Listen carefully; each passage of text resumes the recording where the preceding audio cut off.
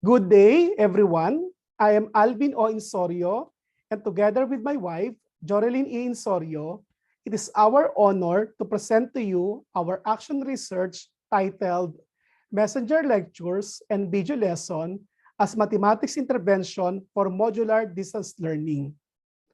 The provision of self-learning modules and other printed materials in modular distance learning does not guarantee the acquisition of learning competencies, particularly in mathematics. To address this, Messenger was used as platform to communicate with the students and deliver interventions like lectures through posting slides with voice clips and video lessons. This study aimed to determine the effectiveness of messenger lectures and video lessons for grade 7 mathematics using practical action research. The study leaned on the cognitive theory of multimedia learning, which posits that combining words and pictures in video with sounds produces deep learning. The study flow is under the Plan, Do, Study, Act or PDSA model. In this study, the first researcher was an outsider who had no contact with the student participants. Only the second researcher was a teacher who implemented the intervention for her students.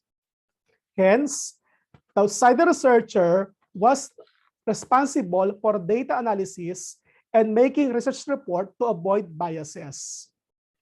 The study used 30-item test material for pre-test and post-test, a 7-item structured survey questionnaire, and a 5-item interview guide questions as research instrument validated by a master teacher and 2 head teachers in mathematics department to establish the phase and content validity.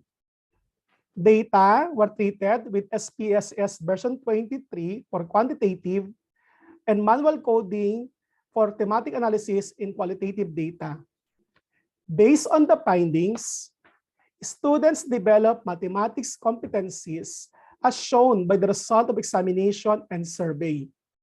Messenger lectures and video lessons help the student understand mathematics concept and procedure for solving mathematics problems. The messenger lectures and video lessons made the learning easy and understandable because their teacher was the one who explained the lesson. The lecture and video lesson by a messenger were adequate for the student to cope with the learning challenges in mathematics brought by modular distance learning. That's all. Thank you and God bless.